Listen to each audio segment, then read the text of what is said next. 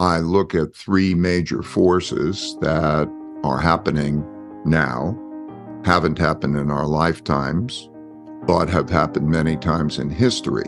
And those three major forces are the creation of a lot of debt and the printing of a lot of money to buy that debt, particularly because the government is running large deficits. And so they don't have enough money, so that government has to print that money. So that creation of all of that debt and its financial implications and its economic implications is one force. The second force is the internal conflict, the amount of conflict that's internally, largely due to the largest wealth gaps that we've had since the 30s. And that produces populism of the left and the right, particularly when there are financial difficulties. The third force is the rising power, the challenging the existing power, largely in the form of China and to some extent Russia. Well, let's call it the Great Power Conflict, because in 1945, there's this cycle. You have a war, and after a war, you have winners, and the winners determine the rules of the game. And then there's this evolution of others becoming more competitive, and then you have a conflict again for who's in control. So we have that dynamic taking place. So those three influences, the financial, the internal conflict, external conflict influences are having a dominant influence. I learned before that when I was surprised, often it was because of things that hadn't happened in my lifetime before, but happened in history because of that reason.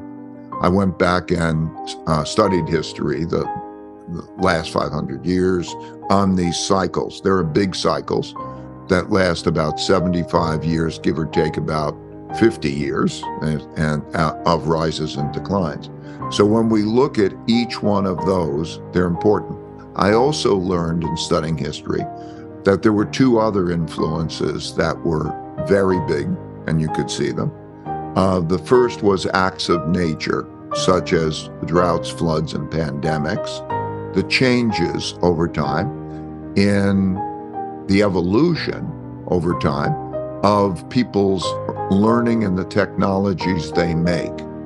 So I'd say there are the really five big influences that drive everything, and they are the money and debt, economic influence, the internal conflict, the external conflict, the nature influence, and the, let's call it the technology influence.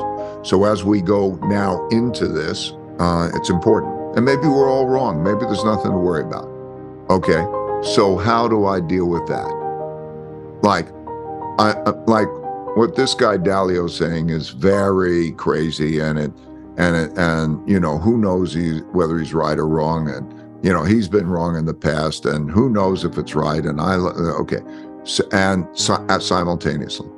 So okay, I say you as an individual should think about the total safety, including maybe that terrible scenario doesn't happen. That's what I'd like you to do.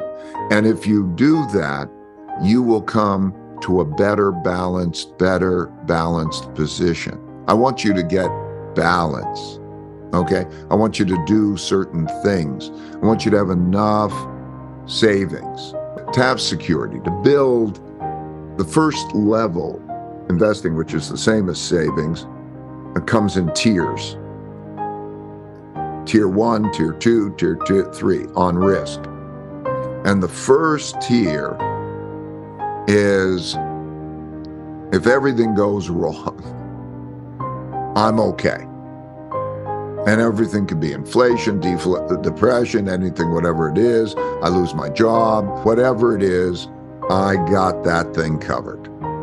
Then your next level is, okay, what am I going to get the highest returns? What is my best bet? Okay, but start at that level. And then you said the other thing too. that it's not just the investment, it's where am I? Am I in the middle of a fight? Like, I don't want to be in the middle of a fight. Okay, what's it going to be like? So it does have geographic implications. I don't know, maybe it's the state or the state you go to or the city you go to or the country you go to or whatever it is. And there are certain things you can do to say this one's going to be better than that one. Let me give you an example of that. There are three things you could do based on these three influences. Are you going to be in a place and around people and circumstances that are financially strong? In other words, are they earning more than they're spending and they have a good balance sheet? Because that means stability. If you can go through that and you have stability, places that are like that are better off.